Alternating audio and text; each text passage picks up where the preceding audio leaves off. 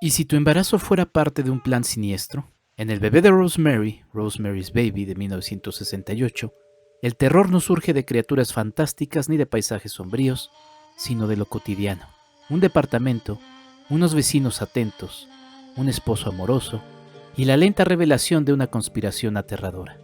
La película de Roman Polanski no solo redefinió el cine de horror psicológico, sino que capturó con inquietante lucidez las ansiedades de su tiempo. El miedo al poder oculto, a la manipulación femenina y al cuerpo como territorio invadido. Desde sus primeros minutos, la cinta instala un malestar sutil. Rosemary, Mia Farrow, y su esposo, Guy, John Cassavetes, se mudan al Bramford, un elegante edificio neoyorquino cargado de historia y rumores.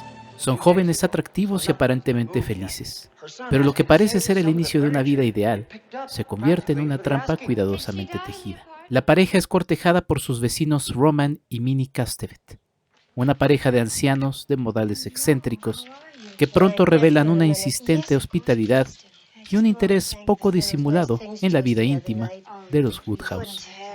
Cuando Rosemary queda embarazada bajo circunstancias extrañas, tras una pesadilla en la que sueña ser violada por una criatura monstruosa, mientras una aquelarre la rodea, comienza una espiral de sospechas, enfermedad y aislamiento. Sus dolores son minimizados por el médico recomendado por los Castevet. Su esposo se muestra cada vez más distante. Sus amigas son apartadas. El mundo se vuelve una prisión de amabilidad sofocante. Pero, ¿es paranoia o una terrible verdad? La fuerza del bebé de Rosemary radica en su capacidad para sembrar dudas. Polanski, también autor del guión basado en la novela de Ira Levin, construye el suspenso desde lo íntimo y lo urbano. No hay castillos ni cementerios. El horror se infiltra en una cocina bien iluminada, en un teléfono que nadie contesta, en un vaso de leche. La maternidad, normalmente celebrada, aquí se convierte en un proceso de pérdida de control sobre el cuerpo, sobre la voluntad, sobre la realidad misma. La película también captura con agudeza el espíritu contradictorio de su época. El Nueva York de mediados de los 60, con sus minifaldas, sus cortes de pelo modernos y su incipiente liberalización social, es el telón de fondo para un regreso simbólico del satanismo y el control patriarcal. En ese sentido, El bebé de Rosemary puede leerse como una crítica velada al espejismo de la modernidad. Detrás del progreso y la apertura, aún operan estructuras de poder invisibles que instrumentalizan a la mujer. Mia Farrow ofrece una interpretación frágil pero profundamente conmovedora. Su transformación física, cada vez más delgada, más pálida, más desorientada, refleja no solo el desgaste del embarazo, sino la erosión de su seguridad, de su autonomía. Rodeada por rostros amables que encierran secretos, Rosemary encarna el terror de no ser creída, de ser tratada como histérica, de ser manipulada para ceder el fruto de su vientre. El uso del espacio en el filme es magistral. El apartamento se convierte en un laberinto cerrado, donde las paredes parecen oír y los pasillos conducen a lo desconocido. El edificio Dakota, utilizado para los exteriores del Bramford, añade un peso casi mítico a la historia. Un espacio en el corazón de la ciudad que contiene un secreto arcaico. La dirección de Polanski sabe cómo convertir el ángulo de una puerta, la disposición de un mueble, en un gesto de amenaza. La música de Christoph Komeda, con su inquietante nana, refuerza ese tono de pesadilla dulce, y la secuencia onírica del engendramiento, con su mezcla de erotismo, símbolos religiosos y estética lisérgica, sigue siendo una de las más perturbadoras de la historia del cine. A casi 6 décadas de su estreno, El bebé de Rosemary permanece como un referente del horror inteligente, sugerente, político. No se trata solo de una historia de brujería o del anticristo. Es, en el fondo, la crónica de una mujer rodeada por un sistema que le arrebata su cuerpo y su voz mientras la convence de que todo está bien. La escena final, cuando Rosemary se acerca, entre el terror y la ternura, a la cuna negra de su hijo, resume la ambigüedad central del filme. ¿Puede una madre amar a lo impensable? ¿Dónde termina la pesadilla y comienza el instinto? Y mientras la cámara se eleva sobre las azoteas de Nueva York, dejando atrás el núcleo oscuro de Bramford, el espectador queda suspendido en una última pregunta sin respuesta. ¿Y si el mal no viniera de otro mundo, sino del nuestro? El cine se convierte en el testigo silencioso de nuestro paso por el mundo. y la historia en la llave para comprender nuestro presente y moldear nuestro futuro. Pantalla y memoria. @Enrique Figueroa MX en TikTok, Facebook e Instagram.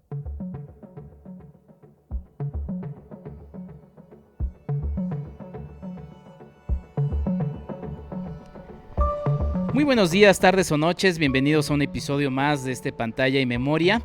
Y como ya escucharon, vamos a hablar de una película de culto, de una película que seguramente los va a dejar con los pelos de punta y la piel con esa sensación, pues sí, de extrañeza, ¿no? Pero pues además una extrañeza padre porque es una película que se disfruta en cada visionado.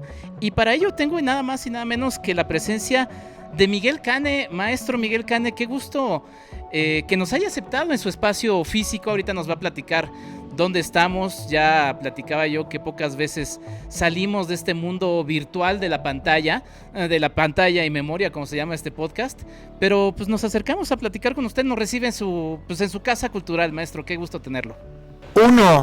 Henry me había prometido que me iba a hablar de tú, y ahora aquí lo pongo en evidencia delante de todos ustedes, que me está hablando de usted. Y no, ¿qué pasó? Maestro, pues no, tampoco soy maestro.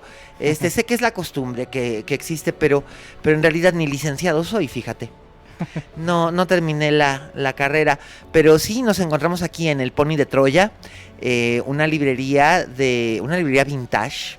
Que vintage es básicamente un anglicismo muy acá para decir que es una librería de libros añejos o antiguos, pero no son tan añejos, ni tan antiguos, ni tan usados.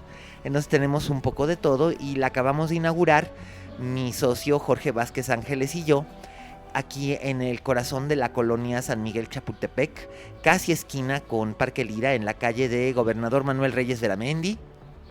Y pues aquí nos encontramos. Y hasta acá vino Enrique, porque sabe que no puedo escabullirme de mis obligaciones como librero. Entonces pidió venir para acá para que habláramos ¿de qué vamos a hablar? Del bebé de Rosemary. Pero Miguel, pues antes que nada, justamente platícanos un poquito de la historia de este espacio que es nuevo. Siempre es muy atractivo estar entre libros, ¿no? Hay muchos libros de música, de cine, de poesía, de novela gráfica.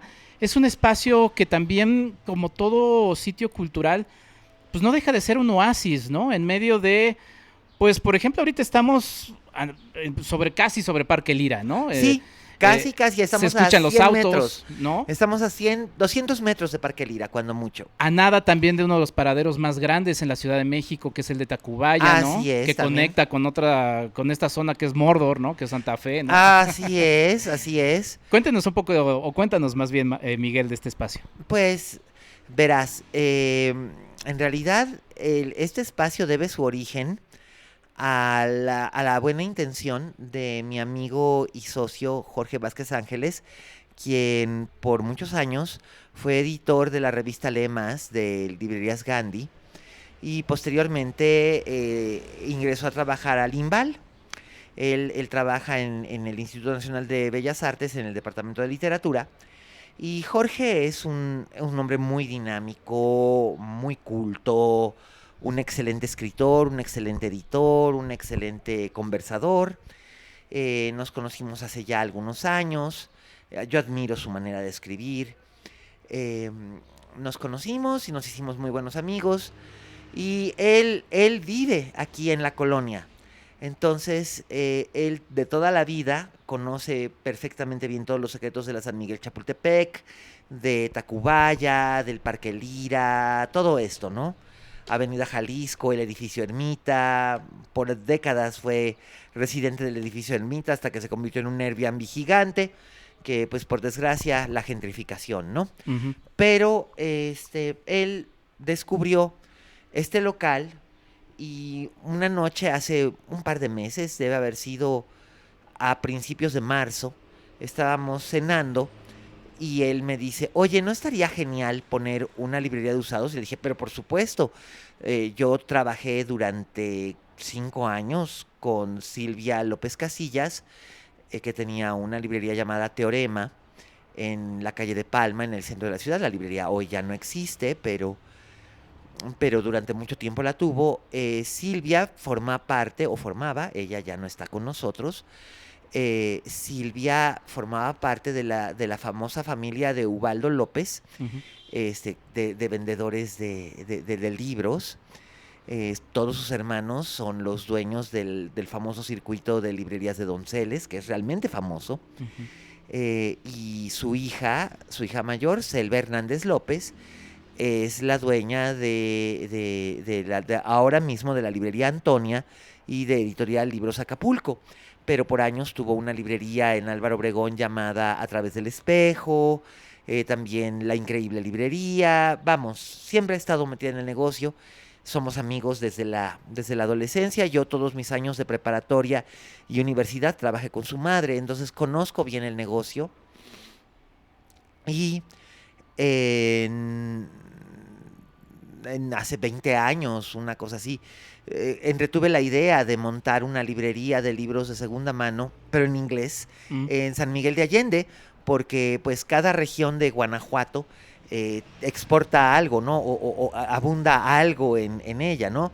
En Irapuato, pues son las fresas, en León los zapatos, en Guanajuato, pues las momias, y en San Miguel de Allende los gringos. Entonces, pues yo pensaba, ay, una librería para clientela angloparlante, ¿no? No se pudo, en su momento eso hubiera implicado mudarme a vivir a San Miguel de Allende, no era el momento, y no lo hice, pero siempre tuve esta idea, y Jorge lo sabía, por eso lo sacó a colación. Me dice, pues, ¿qué te parece si nos aventamos? Le dije, sí, órale. Me dice, ¿en serio si nos aventamos? Le dije, mira, si no ahora, ¿cuándo? Vamos, el mundo, como sabemos, está yendo al carajo. Estamos sentados en un palco de primera para ver el fin de la civilización. O sea, ¿cuánto tiempo más, Quique, le das tú al mundo como lo conocemos? ¿25 años? Mm. ¿35 años? Ujú. Y después de nosotros, el diluvio. Sí, Esa sí, es la sí. verdad. Después de nosotros, el caos total. Ujú.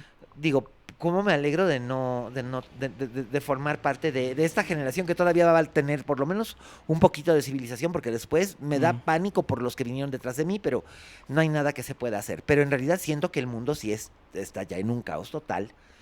Y pues dije, bueno, ¿por qué no? Ujú.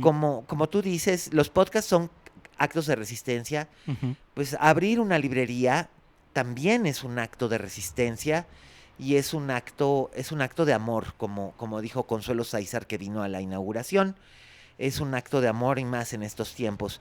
Entonces, pues sí, tenemos, como tú decías, de todo. Tenemos poesía, arquitectura, diseño, historia, narrativa real o lo que le llaman non-fiction, Ujú. ensayo, historia. Tenemos una sección miscelánea que tiene lo mismo libros de alquimia, brujería, tarot, libros de cocina.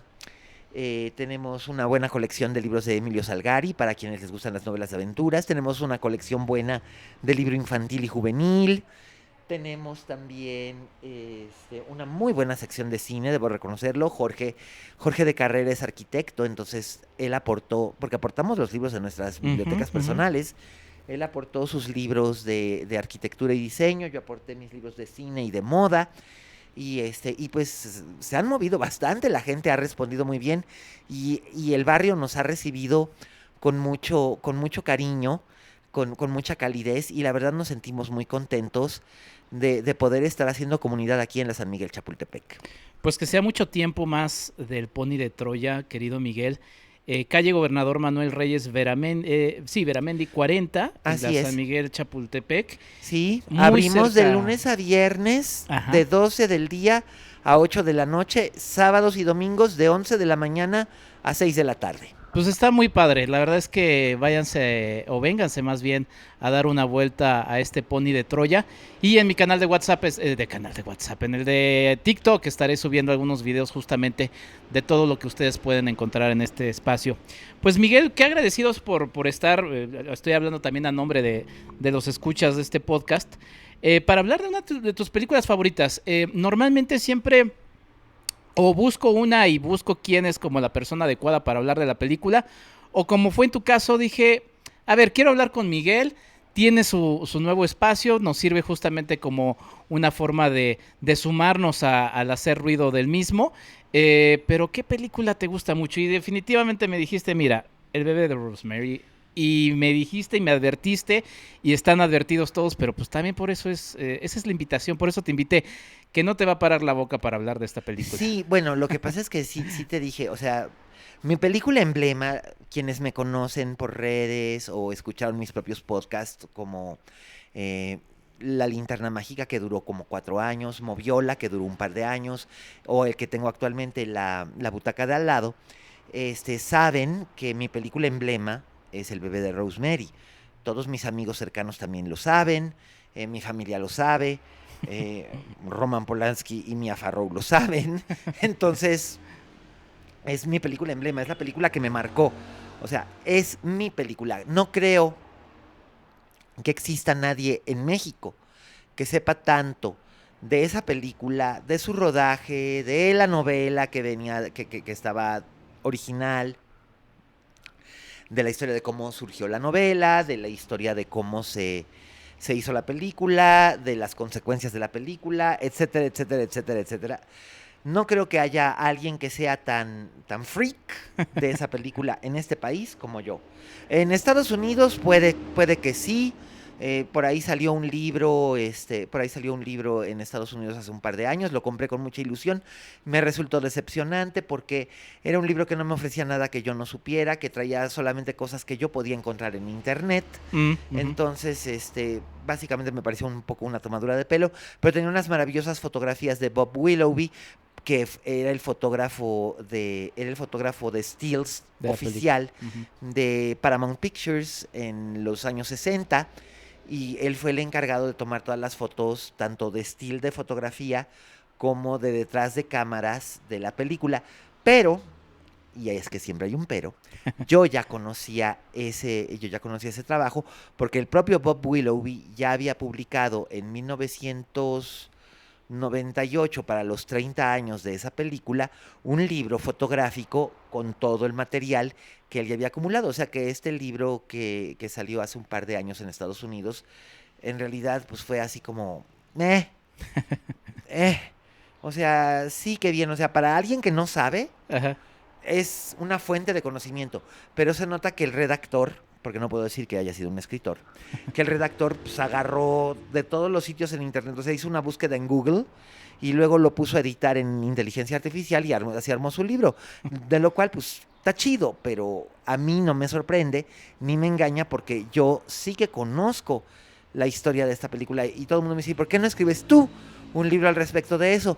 Y dije, pues sí, nomás que venga el editor que lo quiera publicar, Claro. porque pues, o sea, uno escribe una novela por amor, uno escribe un libro de poesía por amor, y también escribe libros de cine por amor, pero es diferente, Mm. porque un libro de cine, un libro de ensayos de cine, necesitas tener un editor que crea en ti.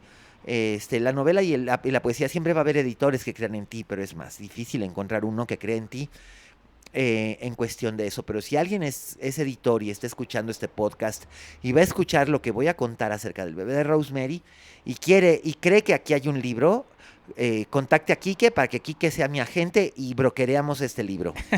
O vengan directamente al Pony de Troya. Muchas gracias, Miguel. Oye, pues justamente, ¿cómo llega esta película a ti? ¿Cuándo fue la primera vez que la viste? Bueno, para eso tendría que hacer un paréntesis y hablar de que primero el libro existía en mi casa desde antes de que yo naciera. Ok. Fue probablemente una de las novelas más vendidas del año 67, y cuando salió la traducción al español al año siguiente, casi al mismo tiempo que la película, pues por supuesto todo el mundo la leía y todo, y estaba en casa de mis padres.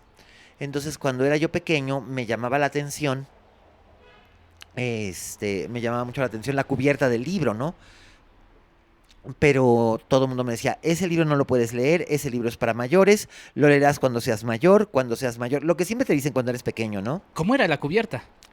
Era la edición del Círculo de Lectores que se hizo en España, que también se vendió aquí en México, pero que se editó en España. El Círculo de Lectores es algo que ya no existe. pero que era un club que tú te suscribías y comprabas libros cada mes a un precio más reducido que en las librerías, pero tenías novedades internacionales y de muy buena calidad. Y todos eran en pasta dura, que ese era, digamos, su margen de éxito, ¿no? Y el título en español era La semilla del diablo, que es el spoiler más estúpido que alguien le pudo haber hecho a un título, pero pues Ese y bueno. Más corazón que odio. Ota, sí, caray. Pero bueno, pero creo que el peor título en español que le pusieron, se lo pusieron a The Parent Trap, la original, que le pusieron yo a Boston y tú a California, Sí, sí, sí. que fue así como que, ¿eh? Pero además ni siquiera lo habían decidido las gemelas cuando las separaron, o sea, fue una estupidez. Pero bueno, volviendo al tema, el libro me llamaba tanto la atención como lo prohibido te llama la atención, así que no pude esperar a ser mayor y cuando cumplí 10 años, el día que cumplí 10 años, me lo robé de la biblioteca de mis padres y ese verano lo leí a escondidas debajo de una sábana con una linterna. Ajá. O sea, eso que han visto en las caricaturas y en los cómics y tal, es verdad. Habemos un chingo de lectores que de niños leíamos libros prohibidos bajo las sábanas con linternas. O sea, eso existe, y es un lugar común, es porque es real. Ajá.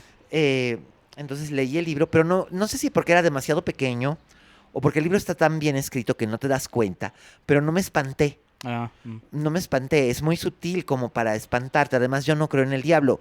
O sea, desde niño no creo en el cielo, pero tampoco creo en el infierno. ujú. O sea, creo que sí existe algún tipo de energía superior o que existe una razón para la que existe este planeta y estemos aquí. Pero no me gusta ponerle una etiqueta religiosa. Mm. No lo sé, nunca he sido particularmente religioso, pero soy muy respetuoso de todas las religiones, hasta del satanismo, que si uno lo piensa, en realidad los preceptos del satanismo no son tan descabellados y de hecho son bastante parecidos a los preceptos de la gente más lógica que conozco, o sea, Ujú, ujú. no hagas daño, no maltrates no maltrates animales ni a los niños, no hagas daño por venganza, esa clase de cosas, ¿no? Sí. O sea, digo, finalmente es una religión como cualquier otra y está reconocida como cualquier otra, ¿no? Entonces, satanistas del mundo, saludos. Leí el libro y lo que me fascinó fue que Ira Levin era un escritor nacido en 1929 en Nueva York, fallecido en 2007. Levin era un gran novelista, un gran dramaturgo, era un maestro del armado de las tramas. Stephen King solía decir, aún lo dice, Ujú. que si un escritor de novela negra o de novela de terror o de novela de suspenso es un relojero barato comparado con Ira Levin, que vendría a ser como el joyero de los relojeros, ¿no? Ok. Porque todas sus novelas, y todas, con la excepción de una, todas han sido llevadas al cine, algunas en más de una ocasión. Ujú. El thriller policíaco Un beso antes de morir, que es extraordinario. Nunca nadie había escrito una novela, porque además este es anterior al trabajo de Jim Thompson, que Jim Thompson hizo El asesino dentro de mí, pero Un asesino dentro de mí se publicó hasta el 55 y Un beso antes de morir se publicó en el 52, me parece. Y es la primera novela donde el asesino es el protagonista, vamos, y está contada la historia desde su punto de vista, Ujú. pero la revelación de la identidad del asesino es un golpe brutal porque no nos damos cuenta hasta la última parte de la novela. O sea, hemos estado siguiendo lo que está haciendo, pero no sabemos su identidad. Y cuando su identidad nos es revelada es como un gran shock. Ujú. Posteriormente pasaron 15 años de que publicara otra novela, hasta el 67, cuando apareció El bebé de Rosemary. En ese inter se dedicó a escribir teatro, hizo musicales, hizo comedias, Nada relacionado con el suspenso o el terror. Ujú. Y después, en el 66, cuando él empezó a escribir este libro, su esposa, su primera esposa, Gabrielle, estaba embarazada de su tercer hijo. Sus primeros embarazos habían sido muy ordinarios, ¿no? Y entonces él decía, mi mujer tiene embarazos muy ordinarios, pero ¿qué pasaría si el alumbramiento fuera extraordinario? Y de ahí, poco a poco, fue como que armando la trama.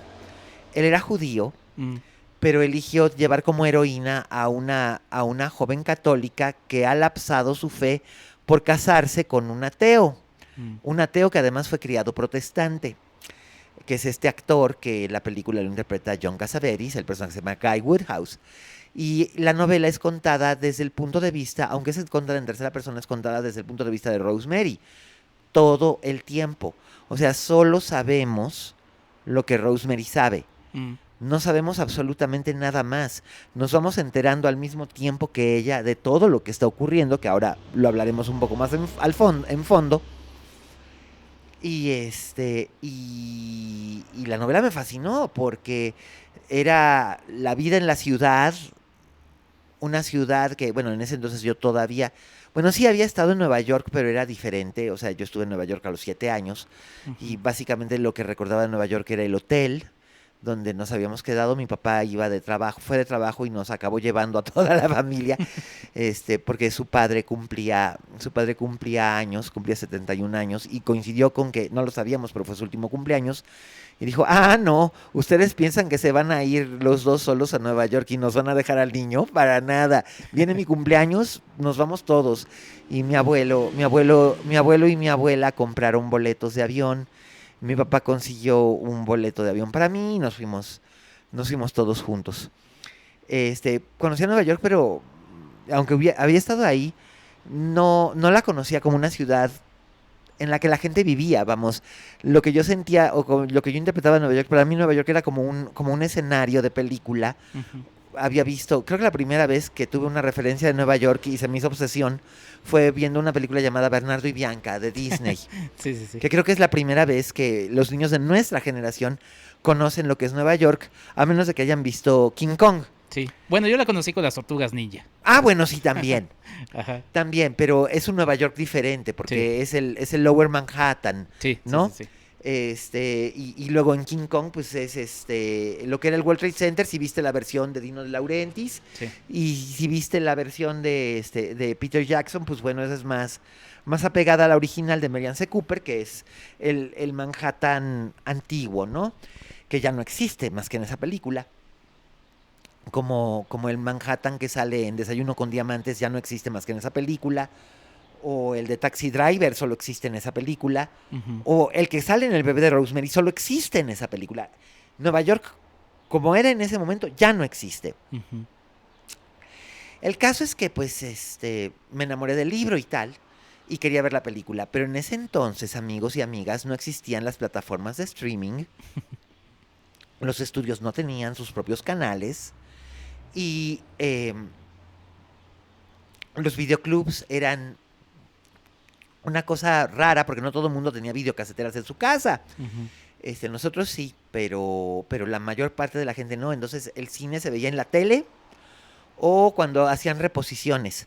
Ujú. Y vamos, en el Bella Época y en el Electra hacían reposiciones. Pero cuando reponían El bebé de Rosemary, mis papás se oponían a llevarme. Y yo era demasiado joven para ir solo, por Ajá. mi cuenta. Y decían, de ninguna manera, no, porque ellos habían visto la película y tengo la sensación de que no la entendieron hasta que se las expliqué años después. Ajá. Pero bueno, no, ¿cómo crees? Bueno, el caso es que un día la anunciaron que iba a salir en Canal 9. Canal 9, antes de ser el botadero de basura que ahora es, era el canal cultural de Televisa, porque aunque ustedes no lo crean, Emilio Azcárraga Milmo, que es recordado por una frase sacada de contexto, que decía, yo hago televisión para jodidos. No, eso no fue lo que dijo. Lo que dijo textual fue, México es un país con una situación muy jodida. Yo hago televisión para entretener a clase media que no tiene otra forma de entretenerse. Eso fue lo que dijo. Y es cierto, hacía una comedia muy básica como El Chavo del Ocho para entretener a la gente que veía televisión abierta, pero también abogó siempre por la cultura y la información. Por eso mismo es que existió la cadena ECO, que era que era una cadena de noticias similar a CNN, y existió el Canal 9, que era el canal de cultura, que, vamos, posteriormente TV UNAM y el Canal 22 imitaron ese formato. El primero que existió fue el Canal 11 del IPN, que ahora da una vergüenza tremenda ver en lo que acabaron el Canal 22 y el Canal 11. TV UNAM no, pero el Canal 11 y sobre todo el Canal 22, bueno, cosas como Operación Mamut, Dios mío, qué asco. Pero bueno, no voy a hablar aquí excesivamente de política, aunque es imposible no hacerlo porque El bebé de Rosemary, aunque Sí, ustedes no claro. lo sepan, es una película muy política. Ujú. El caso es que lo iban a dar en unas cosas que se llamaban Ciclo de Filmoteca de la UNAM, Ujú. que hacían ciclos dedicados a directores o a distintos temas. Y en este caso era un ciclo de películas ambientadas en Nueva York. Y lo bueno es que era en verano, entonces me podía desvelar. Esto fue en 1988. Entonces ese mismo año, vi en ese mismo ciclo, que era presentado por Lisa Owen, por la actriz Lisa Owen, y empezaba a las 11 de la noche, terminaba a la 1 de la mañana. Mm. Vi varias películas ambientadas en Nueva York, o sea, iba como por décadas. En los años 30 proyectaron Las Mujeres de George Cukor, que era una gran comedia, y la descubrí y me pareció maravillosa, y después entendí que esa película es la piedra roseta de todo lo que hizo Almodóvar después. Ujú. O sea, Almodóvar le debe todo a esa película de George Cukor, sin duda, como le debía muy al principio su trabajo a las películas de John Waters. Y también vi otras películas ambientadas en Nueva York de los años 40 y 50, Cómo casarse con un millonario y tal. Pero quien programó, se le ocurrió que la más representativa de Nueva York en los 60 eran dos, que fueron Amores con un desconocido, Ujú. protagonizada por Natalie Wood y Steve McQueen, del 63, dirigida por Robert Mulligan, el mismo director de Matar a un ruiseñor. Una espléndida película que les recomiendo muchísimo, en blanco y negro. Probablemente una de las mejores actuaciones de Natalie Wood Mm. ever. Y El bebé de Rosemary. Cuando lo vi dije, ¡ay, güey! ¡Sí quiero! Entonces, bueno, pues estuve rezando para que mis papás no me fueran a cachar y me desvelé viéndola en televisión.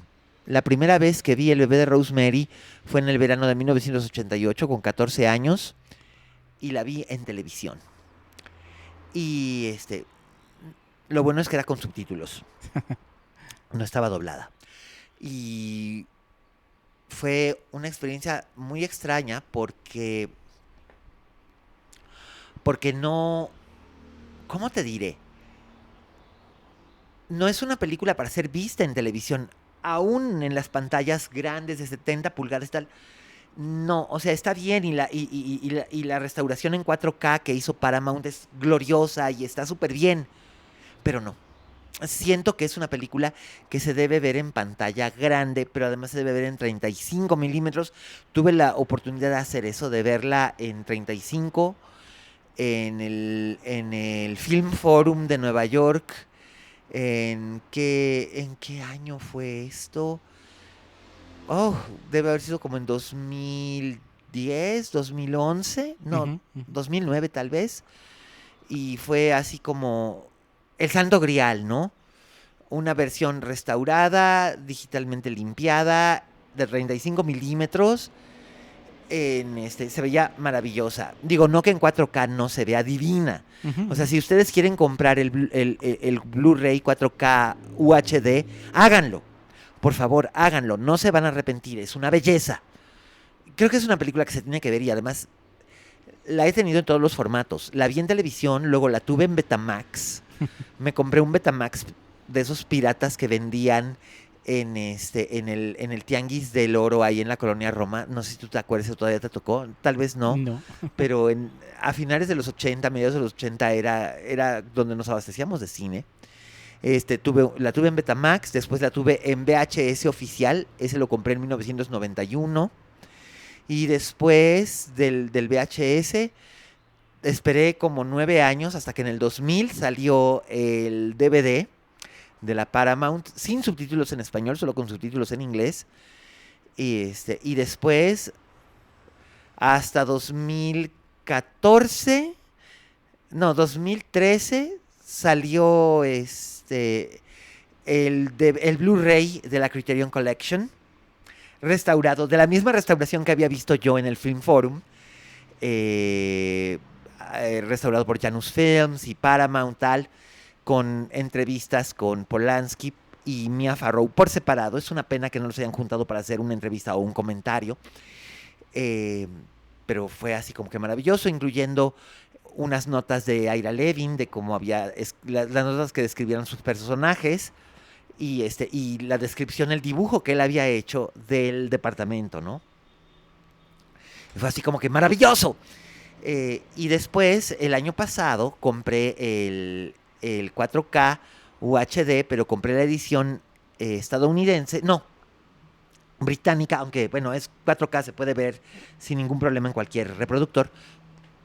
Pero hice traer el británico, porque el británico no tenía el arte de caja feo, que el Paramount le puso un horrendo, y sino que además incluía unos extras de colección, stickers, un pin, etcétera, etcétera, ¿no? Entonces, ese fue mi regalo de cumpleaños de cuando cumplí 50 el año pasado. Y o sea que he tenido esta película en todos los formatos y he tenido el libro también en prácticamente todos los formatos. Aparte de esa edición del Círculo de Lectores que era de mis papás, que todavía conservo, tengo una primera edición de 1967 y está firmada por Ira Levin, que me la firmó personalmente, que esa es parte de la historia. En algún punto, cuando trabajaba yo en Milenio, que viajaba mucho a Nueva York y hasta a Los Ángeles a hacer entrevistas, durante 14 años hice entrevistas para el Milenio Dominical. Estando ahí en Nueva York, abrí el directorio telefónico y ahí estaba, Levin. Y entonces llamé por teléfono y dije, ¿es usted Ira Levin, el escritor? Sí. ¿Ira Levin, el autor del Bebé de Rosemary? Sí. Señor, soy fulano de tal, soy periodista, soy mexicano. Y soy probablemente la persona que más ama al Bebé de Rosemary en toda su vida. O sea, es la película de mi vida. Y el libro de mi vida. Bueno, en realidad no es el libro de mi vida, pero fue la película de mi vida y finalmente su historia, ¿no? Eso obviamente no se lo aclaré. Y entonces él dijo, oh, genial, ¿le gustaría venir a tomar un café? Wow. Pues ya estaba muy mayor, ya no salía. Ajá. Pero siempre fue muy ameno y muy sociable y un gran conversador. Entonces, pues me lancé a la avenida Madison, a su departamento. La casa que Rosemary compró, así lo presentó. Cuando entré a su apartamento, fue así como dije, ¿qué departamento más hermoso? Y me dice, es la casa que Rosemary compró. Pues es cierto. O sea, es el libro, de sus libros, claro. Es el que más se vendió junto con Los Niños del Brasil, una historia de ciencia ficción acerca de niños que son clones de Hitler, pero no lo saben, y de un anciano agente del Mossad que está tratando de evitar que los niños descubran su origen, y del doctor Mengele, que está tratando de que descubran su origen. O sea, es la lucha del bien contra el mal, y estas son las piezas en medio. Que esa novela a mí particularmente no me gusta tanto, pero la película fue muy exitosa, con Gregory Peck y Laurence Olivier y un elencazo de aquel entonces, los 70. Y por supuesto, Las Mujeres de Stepford, que esa sí me gusta, que hubo una versión hace unos 20 años con Nicole Kidman y Glenn Close, que se sintieron defraudadas, igual que Frank Oz, porque les habían dicho que iba a ser una versión satírica de la novela original, y ellas estaban de acuerdo porque la novela original es muy buena, y la película original del 75 con Catherine Ross y Paula Prentiss es un peliculón de culto, muy célebre. Y entonces ellas estuvieron de acuerdo y luego pues Paramount, la propia Paramount, las traicionó y hizo una película, resultó ser una película horrible porque la proyectaron cometieron el error de proyectarla para un focus group que esperaba ver algo así como El Club de las Divorciadas o Desperate Housewives, y pues resultó ser que no era ni El Club de las Divorciadas ni Desperate Housewives, y no entendían que los hombres estaban matando a sus esposas para hacerlas robots, y entonces pidieron que fuera más cómica y que no hubiera asesinatos y bla, bla, bla, bla, bla, y entonces acabó siendo un despropósito. Y la película tardó mucho en salir, fue un desastre. La propia Kidman reniega de ella, Frank Oz también reniega de ella, Beth Midler reniega de ella, y Glenn Close, pues no es que reniegue de ella, dice que ella se divirtió, pero que le parece que en realidad en su filmografía es algo muy menor. Y como ella dice, bueno, en esa época mi hija iba a entrar a la universidad y lo que me pagaron, pagaba toda su universidad, entonces por supuesto que no iba a dejar de hacerla, ¿no? Y claro, pues la gente tiene necesidades, hasta las estrellas de cine. Pero bueno, Las Mujeres de Stepford era una gran historia también. Vamos, Levin era un gran narrador. El caso es que tuvimos una buena plática, tomamos un café, yo que no tomo café, pero pues acepté tomar café con él, expreso además, Dios mío, y me contó pues lo que ya les conté de cómo a él se le ocurrió la historia de hacer la novela y tal, y que en su momento, cuando vendieron los derechos cinematográficos de la novela, los vendió su agente antes de que se publicara la novela también, o sea, fue, digamos, era como paquete, ¿no? Y los compró Paramount Pictures a través de un productor llamado William Castle, que fue muy famoso entre la gente que le gustan las películas de terror. Guillermo del Toro, por ejemplo, es un gran fan de William Castle. Era este señor que hacía películas con truco. Por ejemplo, en una película que se llamaba Macabre, caían esqueletos del techo de los cines y la gente gritaba.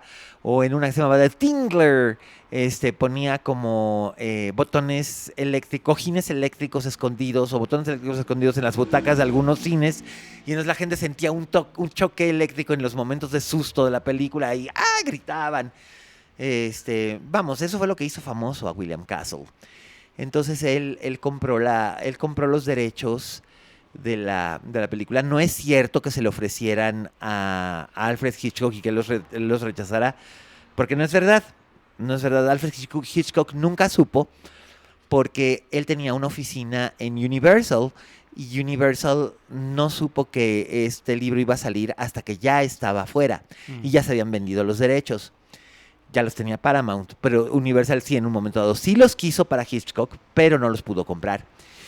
El caso es que Bob Evans, que era todo un personaje de la historia del cine, si ustedes no saben de quién hablo, busquen, hay un documental que está disponible en HBO o en HBO Max que se llama The Kid Stays in the Picture, que es acerca de este hombre que fue en los años 60 y 70 el rey de Hollywood. Era un tipo completamente narcisista y egocéntrico, pero con un gran sentido y un gran olfato. Y entonces él fue el creador de grandes éxitos como El bebé de Rosemary, también de otro gran éxito, Love Story, y por supuesto de El Padrino. Él fue el que adquirió los derechos de la novela de Mario Puzo para que los dirigiera Francis Ford Coppola. También produjo Chinatown. Vamos, un hombre que realmente conocía su negocio, porque además él empezó como extra y después fue galán juvenil y después empezó a trabajar en el negocio de la producción. O sea, sabía lo que era lo suyo y conocía muy bien el zeitgeist y el tempo de ese momento, de los años 60 y 70. Bob Evans le dijo a William Castle, pues no, mano, no.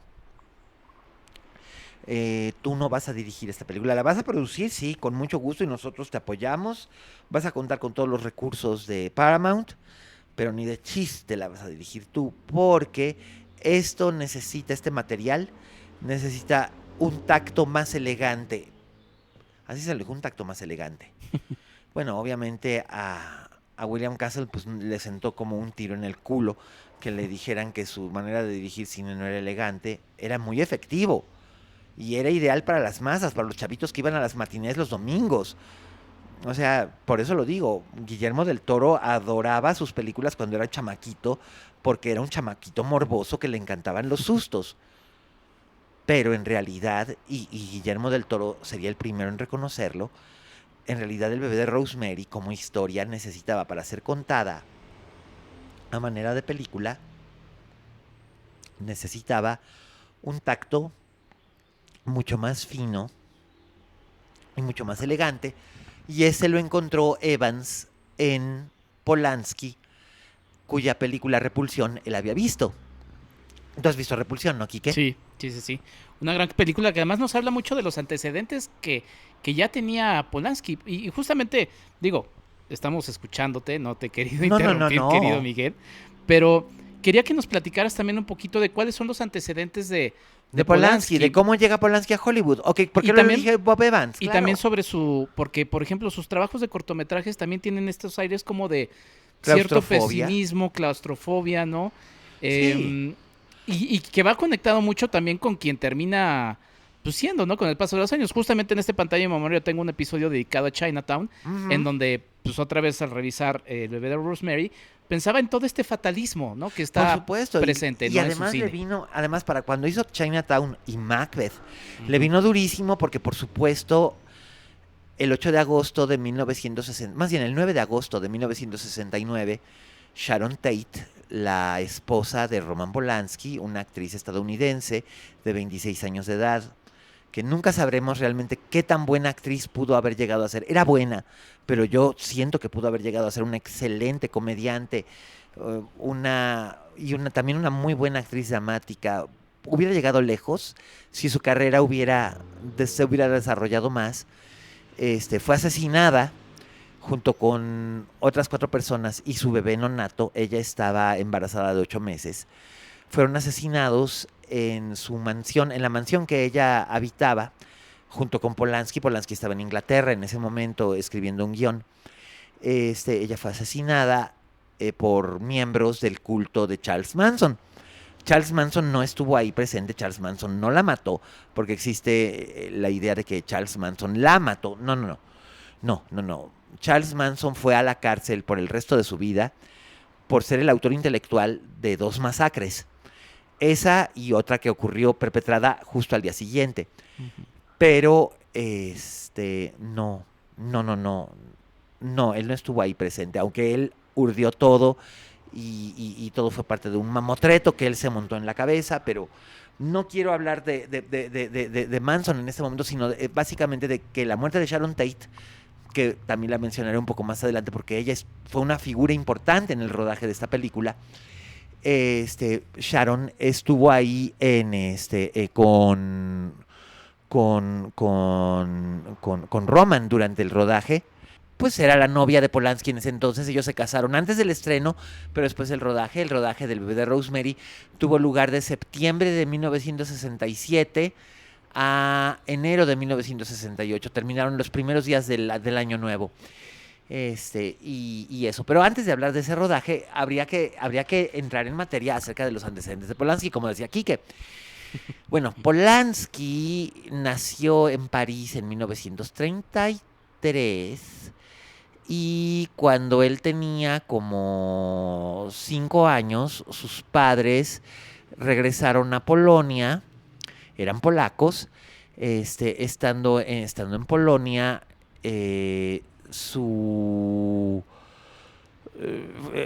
Polonia fue invadida por los nazis, sus padres fueron enviados a campos de concentración por separado. Él tuvo que huir con la ayuda de su media hermana mayor. Era hija de su madre, de un matrimonio anterior de su madre. Su madre estaba embarazada cuando fue enviada a Auschwitz. Él nunca la volvió a ver, el padre sobrevivió, la madre no. La hermana y él anduvieron huyendo, fingiendo que eran católicos, viviendo en granjas. Andaban a salto de mata, vivían en granjas y en poblados muy apartados en Polonia y se hacían pasar por niños católicos. De ese modo, sobrevivieron. Eventualmente Polanski creció bajo la cortina de hierro. Se hizo actor, trabajó con Andrzej Wajda y siendo actor empezó a dirigir teatro y posteriormente empezó a dirigir cortos cinematográficos, unos cortos cinematográficos siempre muy oscuros, muy angustiosos, muy desoladores, muy claustrofóbicos, pero también con un sentido del humor muy retorcido. O sea, eso es lo que tiene Polanski. Sus películas pueden arrancarte una carcajada, no todas, pero algunas, y otras te pueden hacer sentir profundamente incómodo. Voy a hacer un paréntesis, Sí. justamente en El bebé de Rosemary, ahora que la acababa de ver esta escena en donde está la cuidadora, cuando acaba de tener el parto, el Cuando está con personaje de Laura Rosemary. Louise, que es la memorable Patsy Kelly, que está leyendo con una lupa unas lecciones. Exactamente, y se despierta de repente Rosemary, después de todo el horror que acaba de pasar, Ajá. y se espanta ella y dice, ¡ay, Dios mío, ¡Ay! me acabas de... Rosemary, qué susto me has dado. Exacto, esa me da Sí. mucha gracia en el contexto de todo lo horrible que Pero estamos es que viendo, si te ¿no? fijas, si te fijas, todos los satanistas son increíblemente chistosos, Sí, casi sí, sí. ridículos, ¿no? Y algunos, bueno, Minnie Castavet hasta es enternecedora, porque tú sabes que nadie, ni la madre de Rosemary, la ha querido con tanta dedicación y tanto cuidado como Minnie, ¿no? O sea, Sí. sí es verdad que Minnie y Roman y Guy la traicionan y tal, y bla, bla, bla, pero tú sabes que sí la quiere. O sea, no es solamente una incubadora, ella quiere a la persona. Bueno, y al final, digo, ahorita hicimos un paréntesis, pero al final, pues le regalan eso, que es lo que siempre quiso. Sí, claro, y ella acaba aceptando que hablaremos un poco acerca de eso. Pero volviendo a lo que era Ajá, Polanski cuando ajá. empezó, Polanski hace una película, su primer largometraje en 1961, se estrena en el 62 en el Festival de Cannes, que se llamó Cuchillo en el agua, que era una película de muy escaso presupuesto acerca de una pareja que no está casada, que recoge a un autoestopista. Ellos van de vacaciones, tienen un yate y van a echar al yate en el agua y entonces recogen a un autoestopista. Él les pide que que si le permiten ayudarlos a poner el yate en el agua y para ganar un dinero. Ellos aceptan y cuando están flotando, ya zarpó el yate, empieza una dinámica de celos, de intriga, de angustia muy claustrofóbica. Y estamos en mar abierto, es el Báltico. Es una cosa realmente estremecedora. Es una gran película, Cuchillo en el agua, un debut impresionante, Ujú. sobre todo si tomas en cuenta que Polanski tenía 27, 28 años cuando la filmó. Era muy joven. La película fue una sensación en Francia y como él había nacido en París, aprovechó que estaban en Cannes para huir de la cortina de hierro y quedarse en Francia. Se queda en Francia, él entonces tiene una esposa que se llama Barbara Lash, que era una actriz, pero se casaron básicamente para poder salir ambos de Polonia. Se divorciaron y él hace un corto para una película antológica sobre ladrones de joyas. Eh, es un corto muy pequeñito, creo que son 13 minutos, una cosa por el estilo. Y después de divorciarse de Bárbara Lass, decide ir a Inglaterra y probar suerte en Inglaterra eh, dirigiendo una película de terror. Él había escrito junto con su amigo Gerard Drach, habían escrito una película que se llama Cul-de-sac, Ujú. que es aquí se le conoce como Punto Muerto, pero en realidad Cul-de-sac es sin salida, o sea, es una calle sin salida, callejón sin Ujú. salida, que era acerca de unos ladrones que huían después de haber robado un banco y encontraban refugio en la mansión de un matrimonio muy kinky, muy excéntrico, que vivían en una especie de isleta que era separada del resto de la costa por la marea. Esa película también es muy, muy interesante. Pero no conseguían financiamiento para esa película primero. Entonces escribieron otra que le pusieron Repulsión, que era básicamente siguiendo la moda de las películas que surgieron a raíz de Psicosis de Hitchcock. Ujú. En Inglaterra se hicieron muchas películas de la Hammer que trataban estos temas, ¿no? De gente con problemas mentales y tal. Y entonces ellos decidieron hacer lo que aparentemente es una película de terror barato, pero en realidad es una disquisición maravillosa acerca de la pérdida de la cordura. Repulsión fue protagonizada por Catherine Deneuve, que tenía a la sazón 21 años, Ujú. acababa de tener un hijo, acababa de separarse de Roger Badam y acababa de filmar Los Paraguas de Cherburgo, pero todavía no se estrenaba. Y ella era bellísima, era la criatura más hermosa que sus ojos hayan visto, era el monstruo más bello del mundo. Eh, Catherine Deneuve hace el papel de Carol, una joven que trabaja en un salón de belleza muy en Londres como manicurista. Ella es de origen belga, su hermana es recepcionista y su hermana tiene un romance con un hombre casado, cosa que Carol no aprueba, pero Carol tampoco aprueba, de hecho Carol no aprueba de las relaciones sexuales de ningún tipo. Ella es asexual, en ese entonces no existía el término, pero además tiene una repulsión terrible a ser tocada o a ser manipulada o a que se le acerquen. O sea, ella le tiene una fobia tremenda a la gente. O sea, no es solamente una repulsión sexual, es una repulsión de todo. Ujú. Todo le repulsa.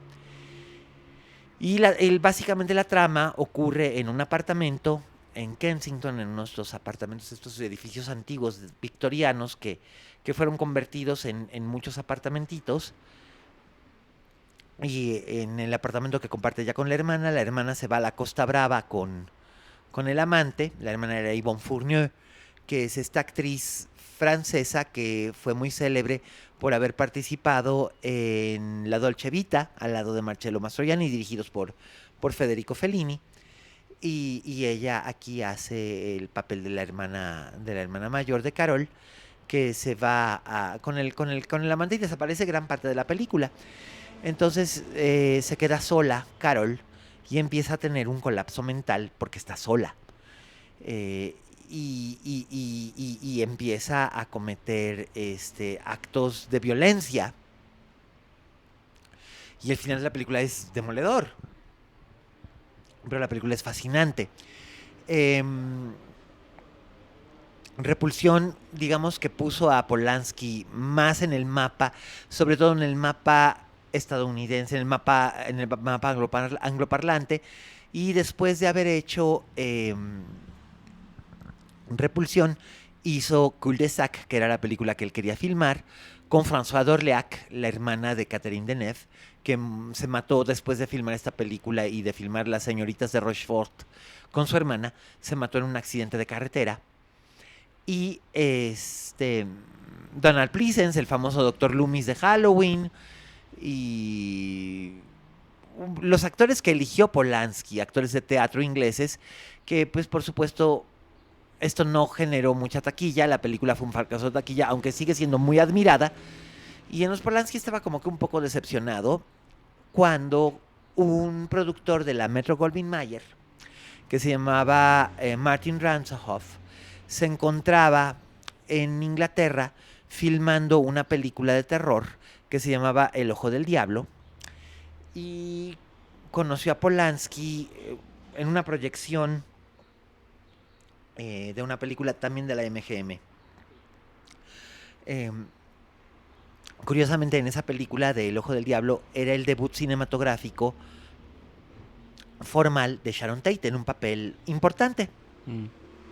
La película era protagonizada por Deborah Kerr y David Niven, que eran una pareja muy atractiva y atractiva también para taquilla en los años 60 todavía. Habían sido grandes estrellas en los años 50 y en los años 40, así que en los 60 todavía tenían algo de ese brillo. y estaban filmando esa película en Inglaterra. Ransohoff vio Repulsión, le había gustado, vio Cul de Sac y le gustó también. Entonces le dijo a Polanski, ok, hagamos algo comercial, ¿qué tienes? Y Polanski le dijo, bueno, tengo esta idea de hacer una comedia de vampiros. Ransohoff dijo que estaba de acuerdo. Polanski dijo, quiero hacerla en Suiza. No, Suiza es muy caro, pero en Italia es más barato.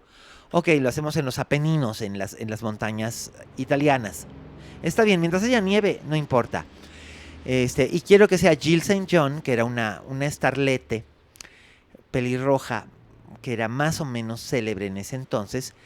Quiero que Jill St. John sea mi dama joven, ¿no? Mi leading lady. Y yo seré el protagonista, junto con Jack McGowran, que haría el papel, Jack McGowran, del profesor que caza vampiros, ¿no? Que es completamente despistado. Y entonces le dijo Ransohoff, ok, si lo vamos a hacer con recursos de la MGM, tú no haces un contrato exclusivo con MGM, pero MGM te da lana, pero sí necesitamos que tú protagonizas y tienes al actor que tú quieres, pero necesitamos que la leading lady sea alguien que esté bajo contrato con la MGM. ¿Por qué no entrevistas a Sharon Tate? Y como dicen, lo demás es historia. Roman y Sharon se conocieron. Roman estaba de malas porque no iba a tener a la actriz que él quería y que probablemente se estaba llevando a la cama en la película como él quería. Y Sharon era muy dulce y era muy buena y se le hacía un poco fresa. Él decía, vamos, fresa es un término que a lo mejor ya está en desuso, pero sabes a lo que me refiero. Era una chica de clase media, muy educada, muy decente, muy bella, pero que no estaba como que tan demasiado consciente de lo hermosa que era, o si lo estaba no le daba importancia, y era sumamente amable y gentil. Y entonces él decía, yo quería a una chica con temperamento, no quería a una niña dulce y buena, ¿no? Entonces quedó, o sea, la conoció durante esa cena y luego quedó de hacer una prueba. Entonces ella llegó a la prueba y él la hizo esperar como 15 minutos hasta que ella estaba ya realmente inquieta. Y entonces él entró a la sala donde iba a hacer la prueba con una máscara de Frankenstein y gritó ¡Rar! Sharon pegó un grito tan tremendo que dice, casi me deja sordo.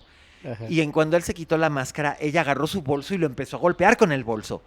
Y le dijo que cómo se atrevía, que qué clase de hombre era, que lo regañó horriblemente y le dijo, me voy. Y él dijo, no, espera, voy a hacerte la prueba. No quiero nada.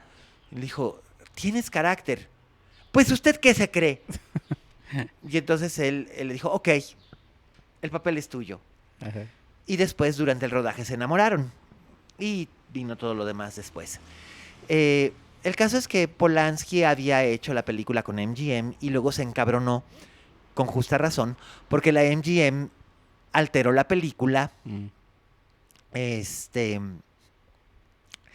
cambió el título que tenía, el título que tenía Polanski era Los temerarios cazavampiros, o, perdone usted, tiene los dientes, tiene sus colmillos en mi cuello. Ajá. Parecía película de Leslie Nielsen, ¿no? Sí, una cosa así.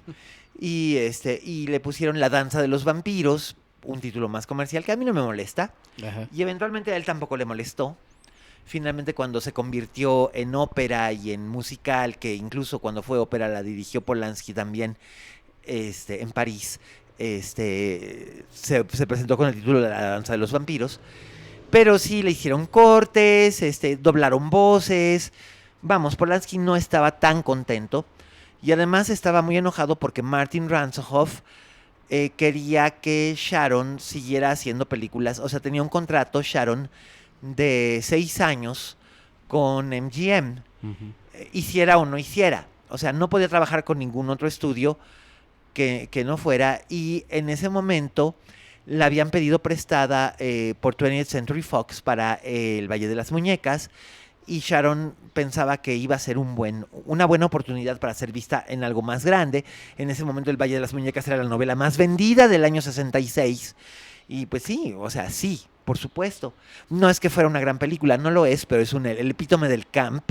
O sea, hoy como instrumento camp es una película memorable.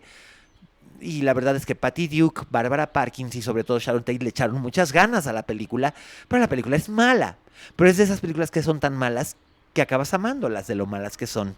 Y te cagas de la risa con ella porque el humor involuntario.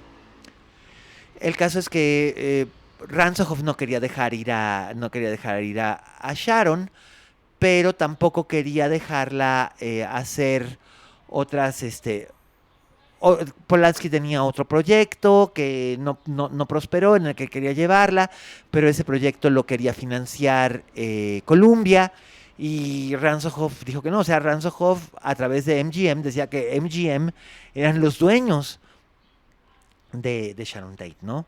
Entonces Polanski y Tate demandaron a MGM, como en su momento Betty Davis y Olivia de Havilland demandaron a Warner Brothers, y se les hizo el contrato de Sharon, y Sharon pudo hacer el Valle de las Muñecas, pero ya le prometieron que nunca iba a volver a trabajar con MGM.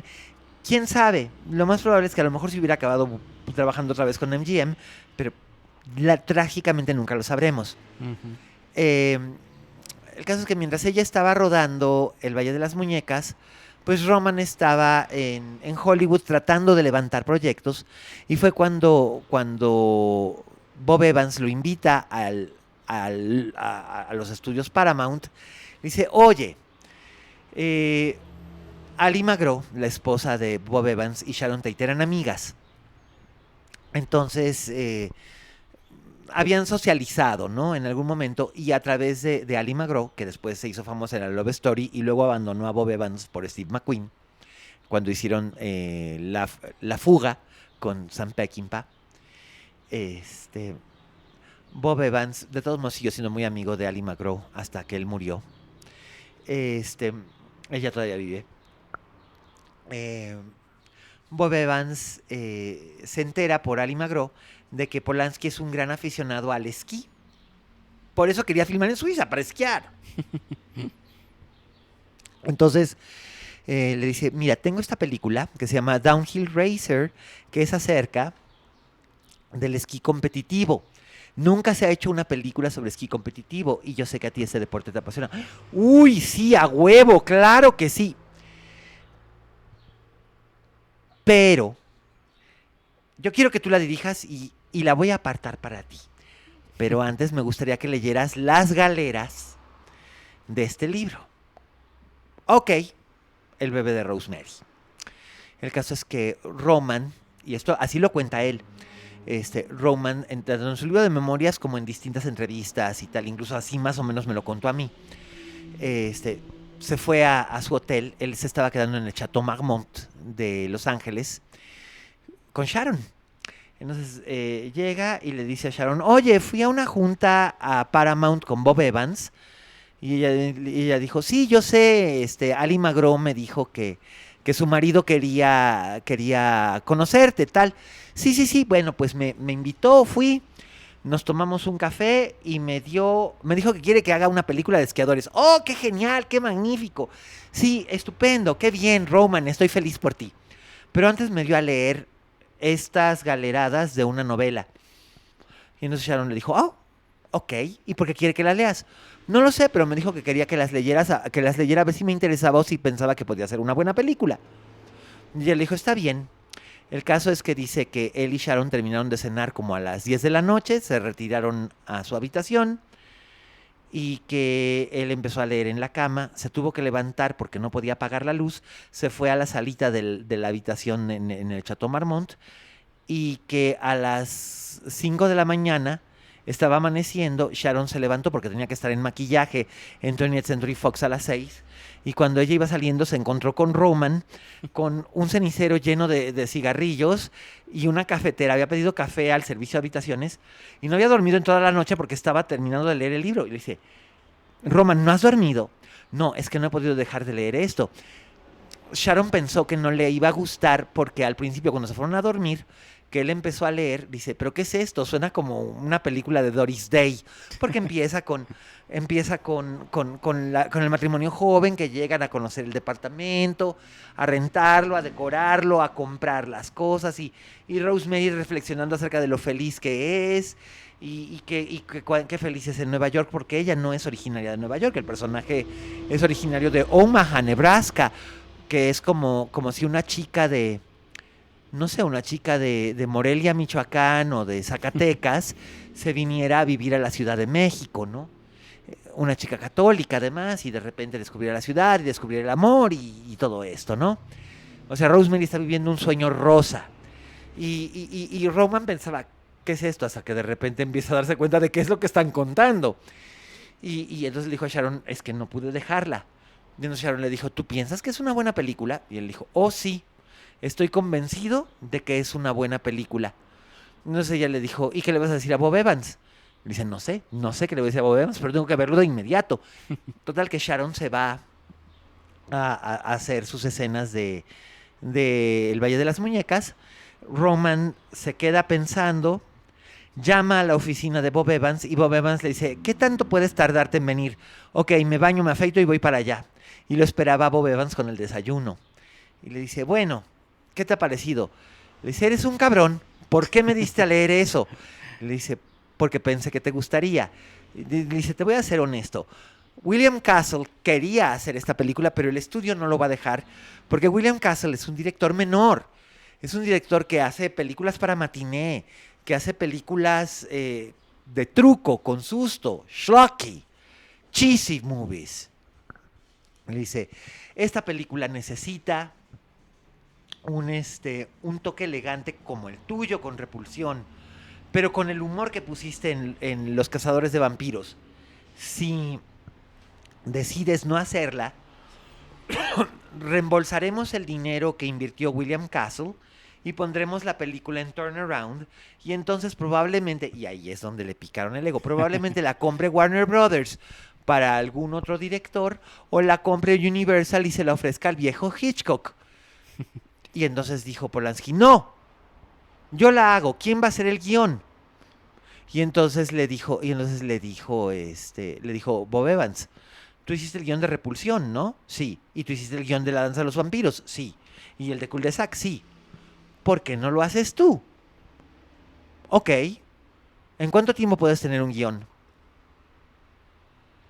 Y dijo 2 semanas.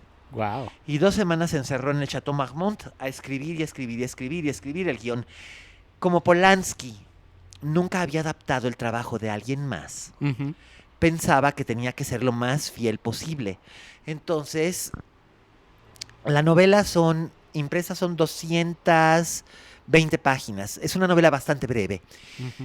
Polanski hizo un libreto de 180 páginas.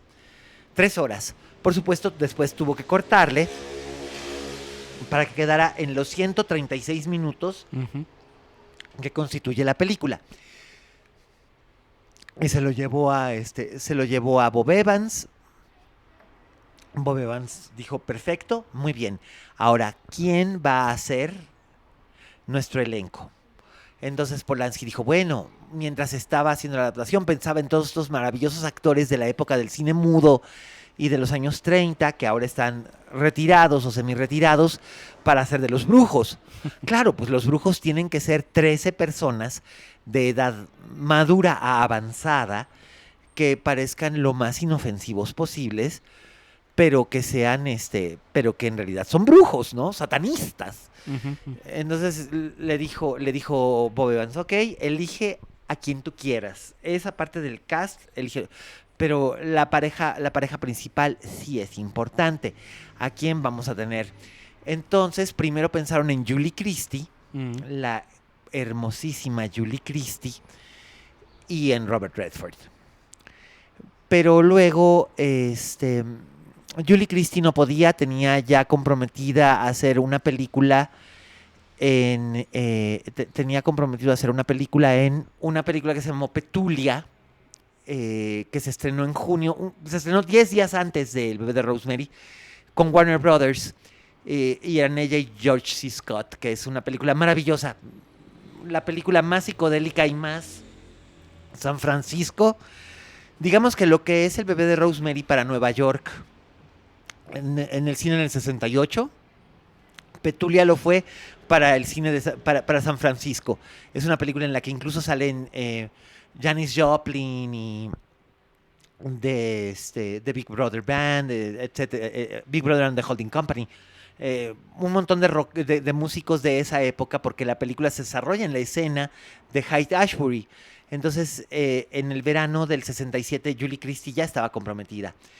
Entonces, ¿a quién tendremos? Pensaron en Tuesday Weld, una actriz que fue bastante reconocida. Ella acababa de filmar una película con Anthony Perkins, que se llamaba Pretty Poison, donde hacía ella de una chica preparatoriana que convencía a un inadaptado social, obviamente Anthony Perkins, de matar a su madre. Pero a ella no le interesó el proyecto. Decía que no se veía a sí misma haciéndolo. Y Polanski quería un cierto tipo de actriz, una chica que parecía una chica de provincias llegada a Nueva York. Una chica que hubiera crecido bebiendo leche, como él decía, ¿no? Milk fed. Una chica del campo. Pensaron en Jane Fonda, pero Jane Fonda ya estaba muy mayor. Y aparte iba a ser Barbarella con Roger Badam. Y pues no. Entonces estaban así. Y Polanski pensaba en Sharon.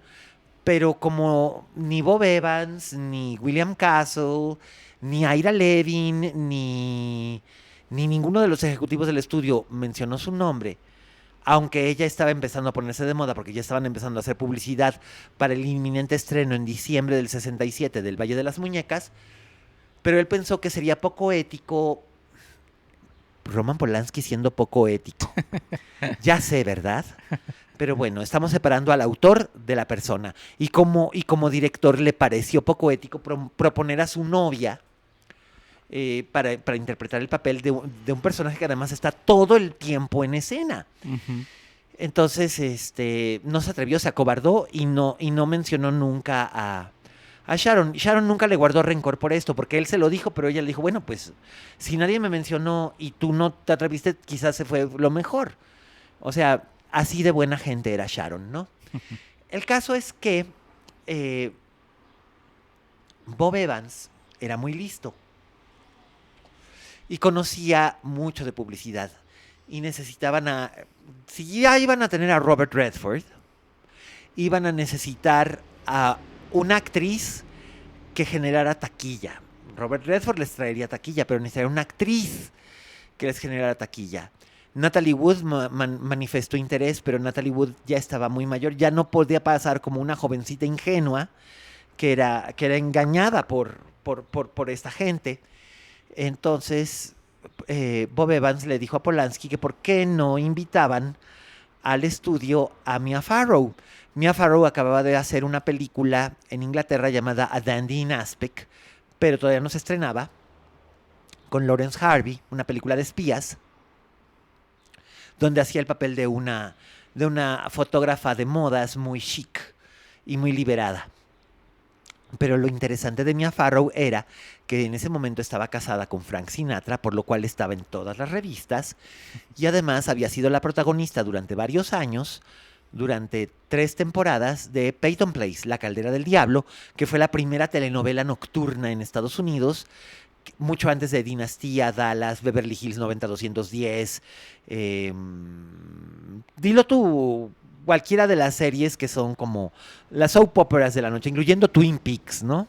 De hecho, David Lynch veía Peyton Place y de ahí fue de donde a él le vino la idea, junto con Mark Frost, de hacer Twin Peaks y ambientarla en un pueblito donde nada es lo que parece. Solo que, por supuesto, Peyton Place era un pueblito en Nueva Inglaterra donde los secretos eran cosas que en ese entonces, en los años 60, eran cosas que no se veían en la tele. Adulterios, alcoholismo, tal, traiciones entre amistades, bla, bla, bla. Pero por eso le pusieron aquí en México La Caldera del Diablo. Pero Twin Peaks se fue muchísimo más lejos, ¿no? Como todo lo lynchiano. El caso es que Polanski no estaba muy convencido Sabía quién era Mia Farrow, como todo el mundo, porque en ese momento pues estaba de moda, salía en todas las revistas, la mujer de Frank Sinatra, bla, bla, bla. Pero él no estaba muy convencido de que fuera tan buena actriz. En realidad Mia no había hecho un debut en cine formal. Había hecho una película llamada Los Cañones de Batasi en el 64 o 65, justo cuando se estrenó Peyton Place, una película de aventuras dirigida por John Guillermin, y había hecho el papel de una jovencita misionera, pero era muy, muy pequeñito, ¿no? Era un papel secundario. Y había hecho teatro, pero Polanski nunca la había visto actuar en teatro. El caso es que la invitan y Bob Evans, como el mismísimo diablo, la tienta, ¿no? Y le dice, llévate el guión, léelo y nos dices, pero yo estoy seguro de que si haces esta película, ganarás un Oscar. Entonces, pues esto obviamente le endulzó el oído a Mia. Se fue ella a la residencia en la que vivía con Frank Sinatra. Y él le dice, ¿qué estás leyendo? Le dice, un guión, me ofrecieron una película. Y él dijo, él le dijo, pero no vas a hacer una película conmigo. Iban a hacer una película que se llamaba El Detective, donde ella iba a tener un papel secundario. La protagonista iba a ser Lee Remick. Y el papel secundario, que lo acabó haciendo Jacqueline Bisset, lo iba a hacer Mia. Entonces, Mia le dijo, bueno, no van a ser muchas semanas de rodaje, pero a mí me interesa, me llama la atención esta historia. ¿Por qué no le echas un ojo? Sinatra le echó un ojo, se salteó varias cosas. Dijo, la verdad es que no te veo haciendo esto. Entonces Mia regresó y dijo, no, yo creo que no. Yo creo que no podré. Entonces, ya para entonces Polanski había casteado a Ruth Gordon como Minnie Castavet. Y Ruth Gordon había trabajado en Broadway con Mia en La importancia de llamarse Ernesto, la obra de Oscar Wilde. Entonces, Ruth Gordon se lleva aparte a Mia a comer, ahí mismo en el estudio, y regresan a la hora y le dice Mia, Ruth dice que tengo que empezar a tomar riesgos más allá de mi marido y tiene razón, obviamente.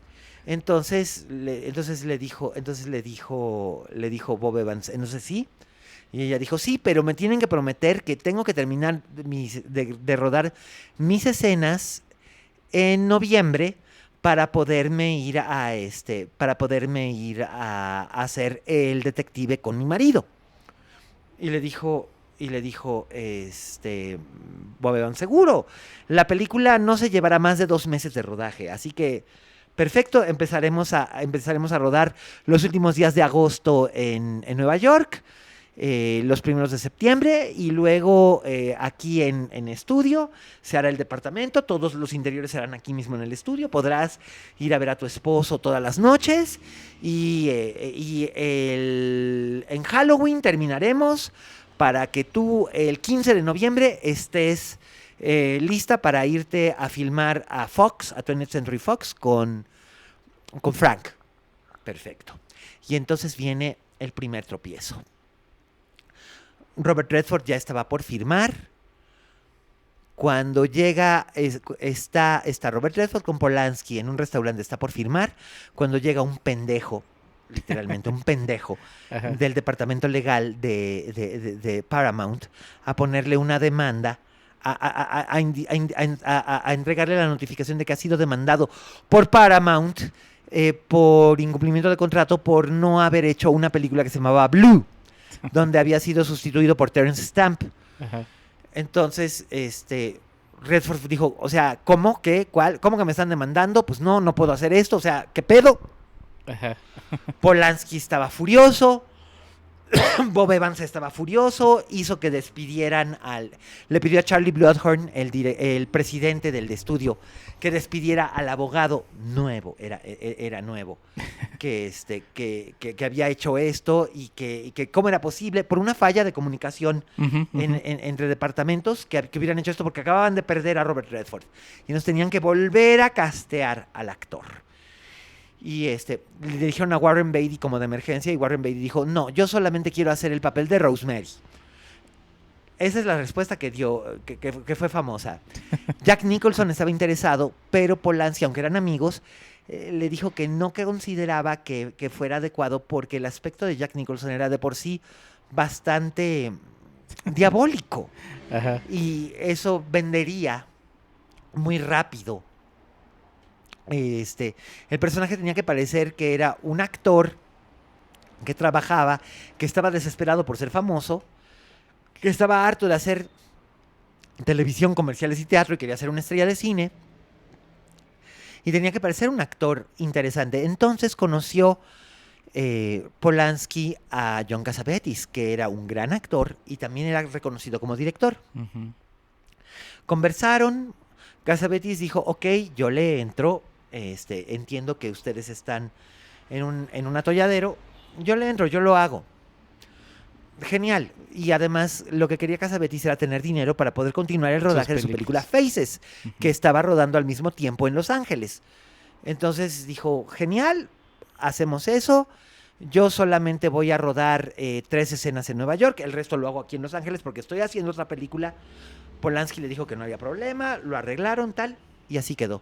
Polanski se arrepentiría años después, no, incluso meses después, durante el rodaje se arrepentiría de haber contratado a Cassavetes, porque Cassavetes finalmente era más director que actor y lo cuestionaba todo el bendito tiempo y protestaba absolutamente por todo. Y esto, por supuesto, empezó a demorar el rodaje. Y Polanski lo alucinaba, pero ya no podía, ya habían empezado a rodar, ya no lo podía cambiar y bueno, era un problema. Y por eso eventualmente Cassavetes siempre decía que El bebé de Rosemary es una película muy bonita, pero que él no la consideraba arte. Pero esa era la opinión de John Cassavetes. La opinión general del público en general y de los críticos en general ha sido otra al paso de los años. Al punto de que Faces se convirtió en una película que es considerada un clásico de culto del cinema independiente, pero El bebé de Rosemary es un clásico de la cinematografía universal.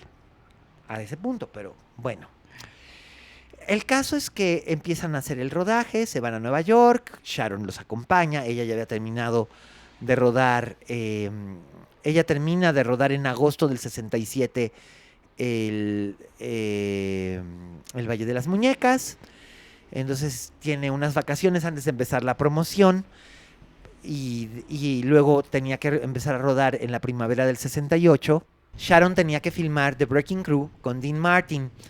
Esa era su primera película ya más en la que ella era la leading lady en esta serie de Matt Helm, que eran películas donde Dean Martin parodiaba a James Bond y eran como que en vis cómica y ella estaba muy interesada en hacer eso. Entonces, como tenía vacaciones hasta diciembre, antes de hacer la gira de promoción del estreno del Valle de las Muñecas, pues entonces aprovechó para estar todo el tiempo durante el rodaje y se fueron a Nueva York, hicieron ahí el rodaje de todas las escenas, como los exteriores en el edificio Dakota. Polanski después diría que esos fueron los días más felices de su vida al lado de Sharon, y Sharon diría también que esos fueron los días más felices de su vida. Ahí fue cuando él le propuso matrimonio y acordaron casarse en enero del 68, cuando hubiera terminado el rodaje del bebé de Rosemary. Todo iba maravillosamente bien. El bebé de Rosemary nominalmente tenía que terminar de rodarse en Halloween, cuando mucho el 10 de noviembre, porque Mia tenía que salir para hacer el detective. Pero empezó a haber problemas y retrasos, pero la película estaba quedando tan bien que a Paramount no le importaba, ¿no? O sea, estaba tan acongojado Polanski que se encontró con Otto Preminger en Los Ángeles y Preminger le dijo, ¿qué te pasa? ¿Por qué tienes esa cara? Dice, estoy haciendo esta película, pero he tenido algunos retrasos y tal. Dice, bueno, pero ¿los rushes le gustan al estudio? Sí. ¿Te ha salido de presupuesto? No mucho. ¿Terminarás a tiempo? Me retrasaré probablemente unos días más y eso me preocupa. no te preocupes, si al estudio le gusta, no vas a tener problema. No, pero el problema era que Frank Sinatra empezó a presionar. Y presionaba que cuándo iba a terminar Mía, y cuándo iba a terminar Mía, y cuándo iba a terminar Mía, porque tenía que hacer la película con él. Ya habían empezado a rodar el detective y él necesitaba hacer las escenas con Mía. Y presionaba mucho, pero además Frank presionaba porque, siendo su esposa, la consideraba de su propiedad. Entonces, Mía estaba muy tensa y le costaba, ¿no? Entonces, llegó un punto en el que Bob Evans le mostró a Mia lo que ya tenían rodado. Le dice, si tú dejas esta película ahora, nos costará mucho encontrar una actriz que te sustituya, pero esa podría ser cualquiera, pero lo que has hecho tú es único.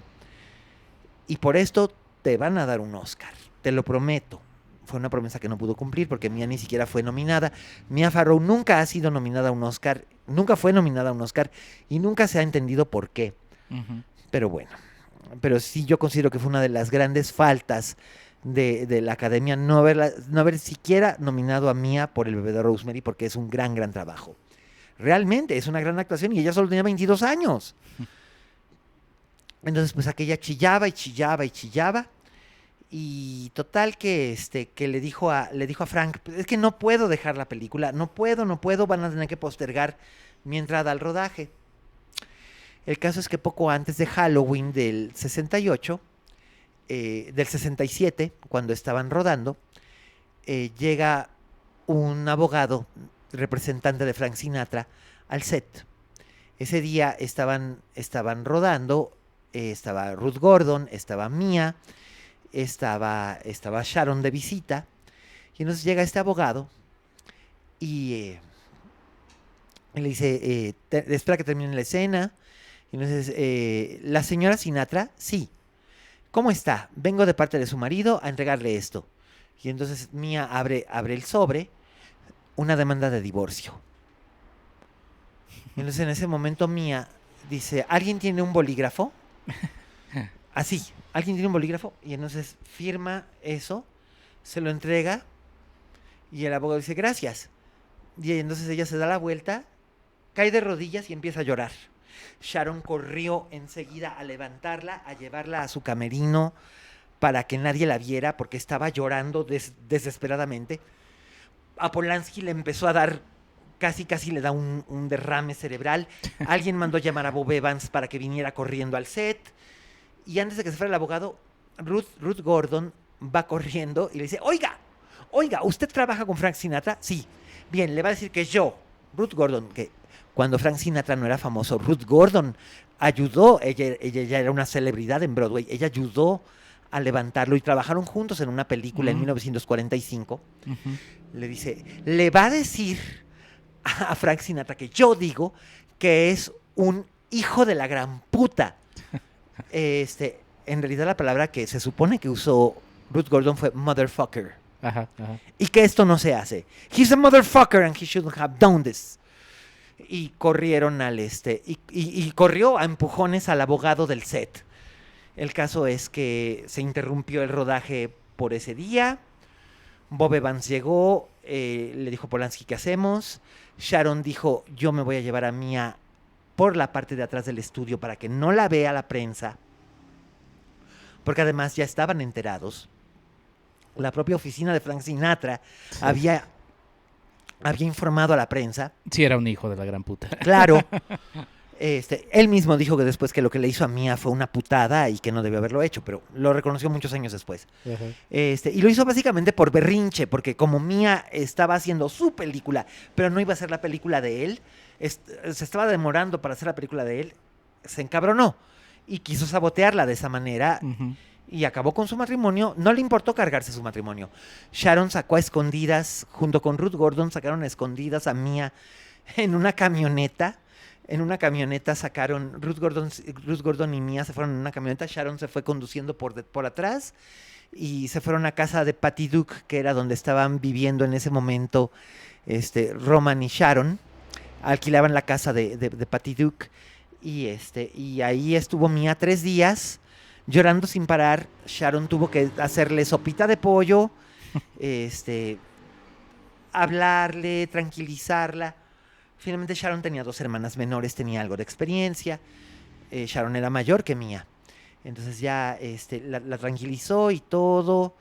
Y le dijo, ¿qué quieres hacer? Y Mia le dijo, es que tengo que terminar este trabajo. Soy una actriz, soy profesional. Y Sharon le dijo, perfecto. Entonces eso fue un jueves. El viernes no trabajaron ni el fin de semana. El lunes reanudaron, porque además no podían filmar alrededor de ella. Ella estaba en todas las escenas prácticamente. Ujú. Y entonces ya filmaron, continuaron filmando. Y Mia trabajó profesionalmente, perfecto. Y el resto, hasta que terminó el rodaje, vivió con Sharon y Roman en casa de Patty Duke. O sea, esto te habla de la calidad humana de Sharon Tate, ¿no? Sí. O sea, la adoptó como si fuera su hermanita. O sea, cuando habló la secretaria de Frank Sinatra al estudio, nadie quería tomar la llamada. Sharon la tomó y dijo, ok, las cosas de la señora Sinatra, por favor empáquenlas y envíenlas a esta dirección, yo las recibo.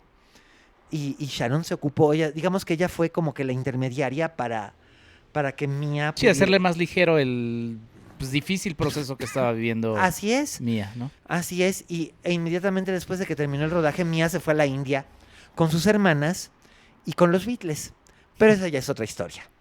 Oye, Miguel, hay mucho de qué hablar del bebé de Rosemary. Hemos hablado, y me gusta pensar que este episodio es como una especie de prólogo para entrar a ver el bebé de Rosemary.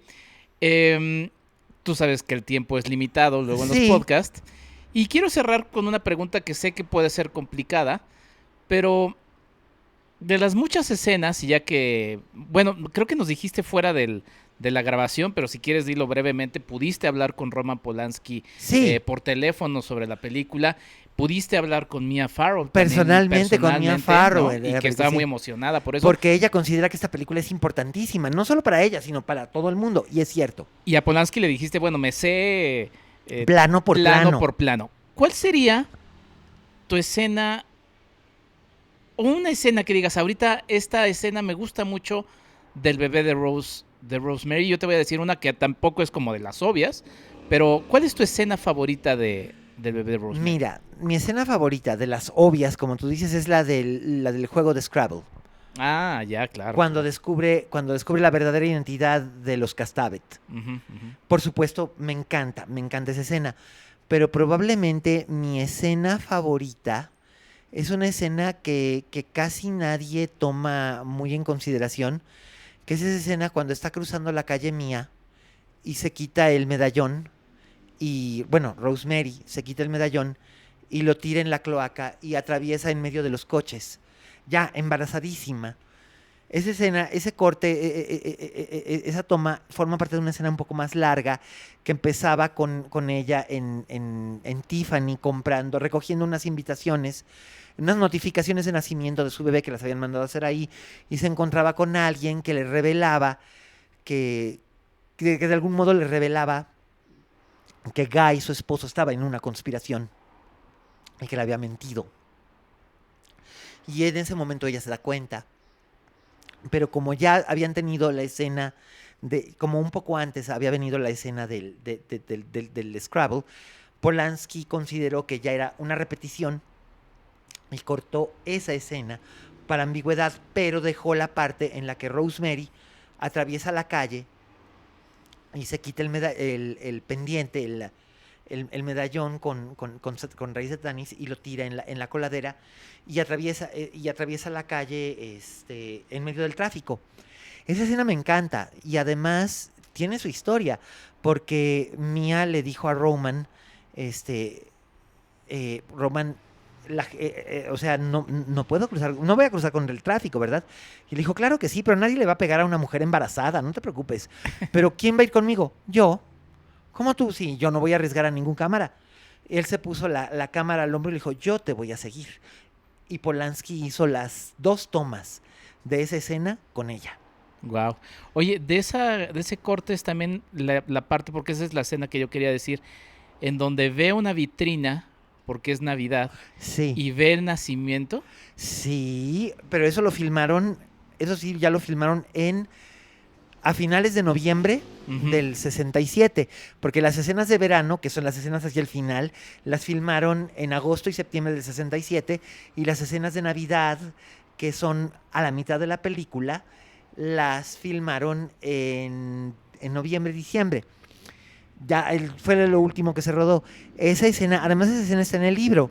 Mm, Esa escena está en el libro de que Rosemary va a verse con su amigo Hatch, que es como su papá postizo, ujú, que es ujú. su protector, y no llega a la cita, y entonces ella se entera de que él fue llevado al hospital, y luego está deambulando por la Quinta Avenida, se detiene frente al escaparate de Tiffany, y ve el creché, el Belén en Tiffany, y es cuando llega Minnie Castavet y le dice: "Now, this is what I call the long arm of coincidence." Ajá, mucha coincidencia, señora. Usted está detrás Sí, de ella. por supuesto uno sabe que la había estado siguiendo. Ajá. Entonces esa escena es así como que, Me gusta mucho porque justamente, digo, ya como esas películas buenas, ¿no? Que en cada revisionado uno va encontrando nuevas cosas.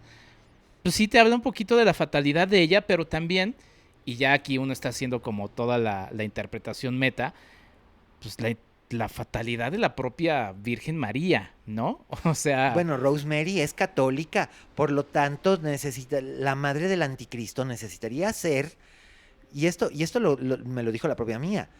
Obviamente Rosemary tenía que ser una buena niña católica, sí.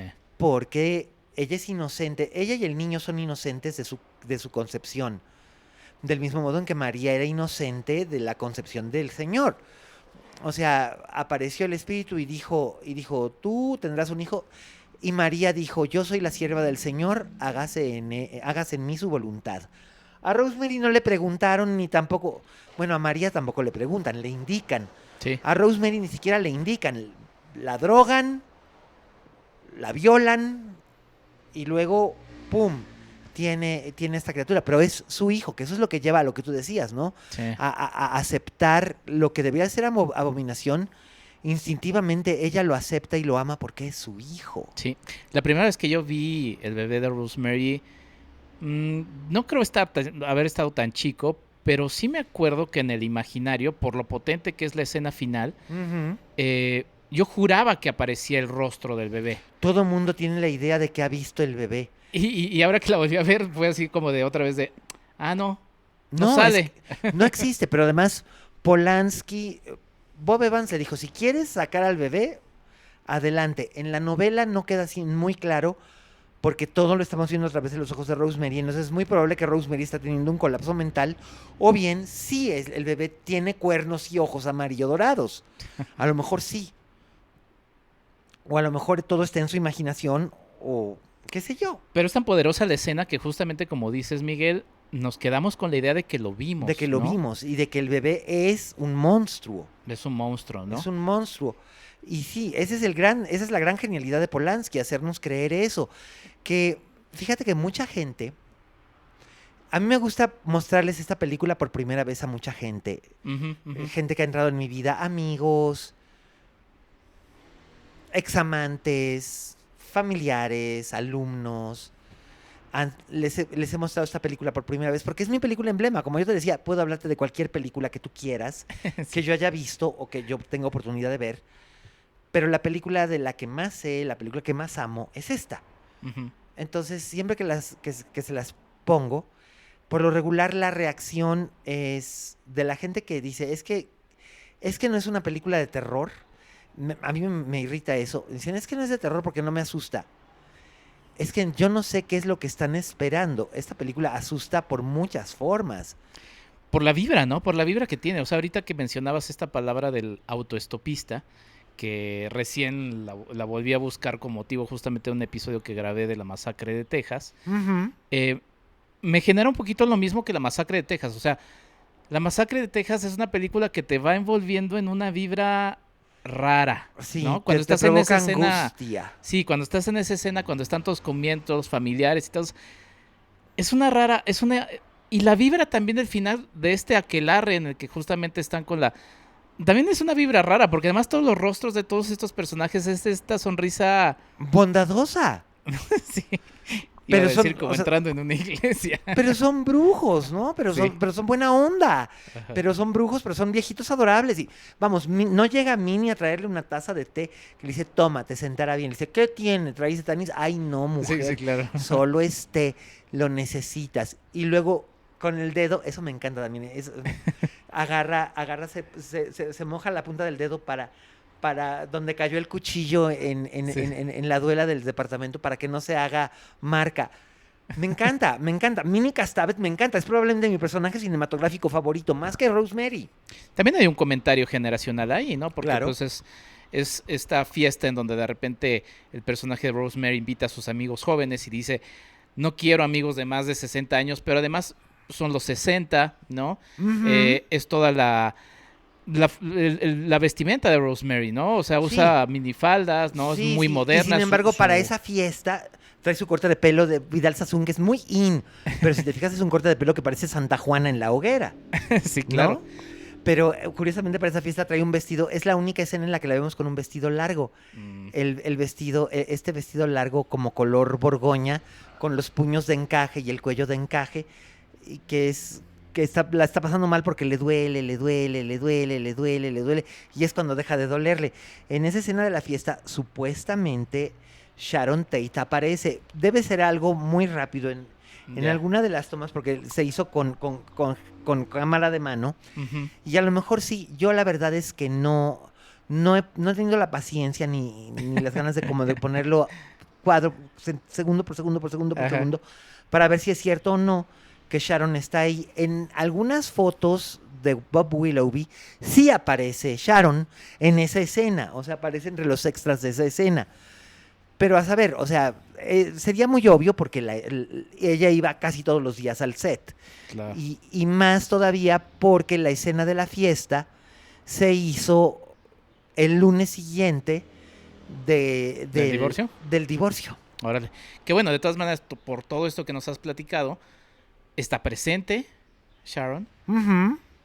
Y lamentablemente, por lo que pasó, La Pues gente está asocia la presente. película con eso. ¿no? Que es Ujú. esta leyenda negra de que pues fue... Por haber hecho una película satánica. Ajá, exacto. Pero no es una película. ¿Tú consideras que es una película satánica, Quique? No, yo veo, y lo que sí me impactó y fue muy interesante y te quería preguntar, es en esta escena de la violación, ¿no? Que además Ujú.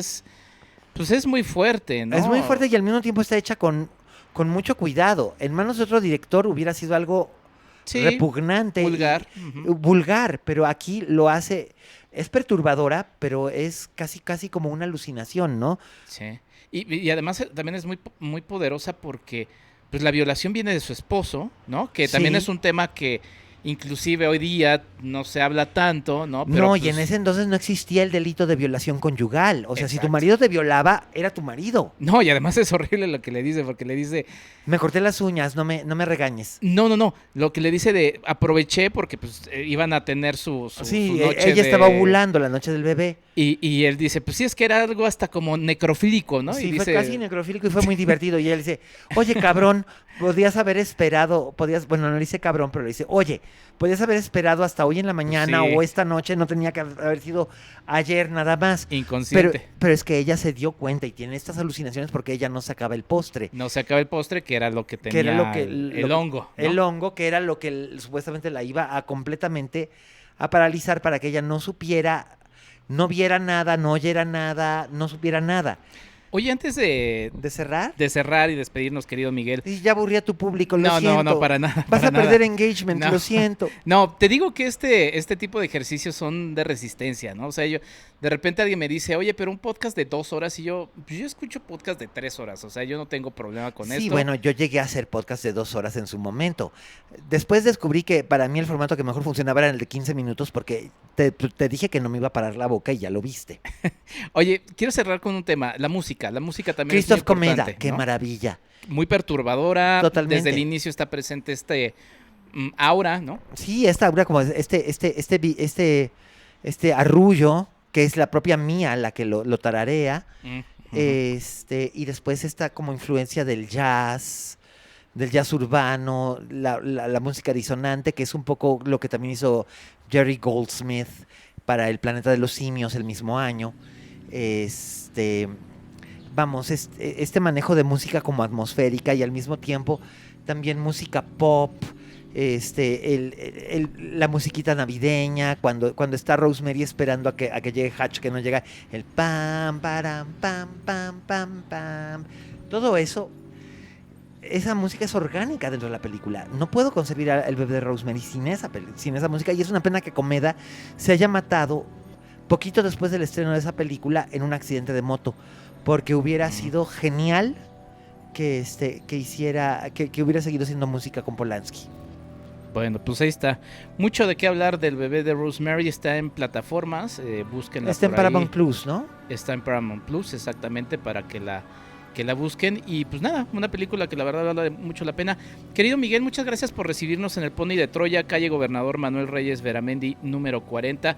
Está a pasos del Metro Tacubaya, por si ustedes quieren venir también así. Y recuérdanos otra vez los horarios para que vengan a visitar. Y sobre todo lo que es padrísimo, libros que estuvieron en tus manos, que leíste, que conoces, que quieres y que van a tener otro camino para que alguien más pues, tenga la misma relación con el mismo.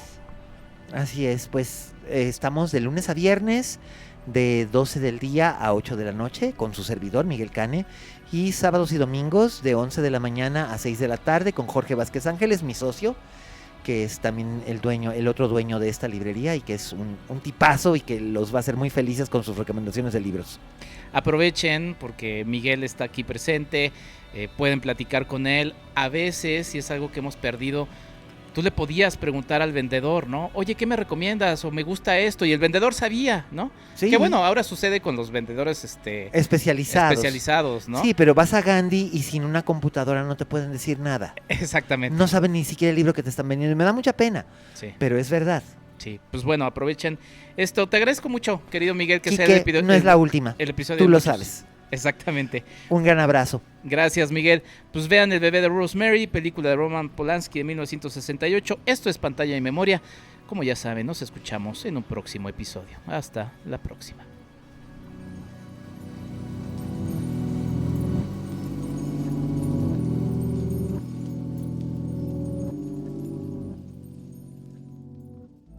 Pantalla y Memoria. El arte de recordar a través del cine. Un podcast de Enrique Figueroa MX.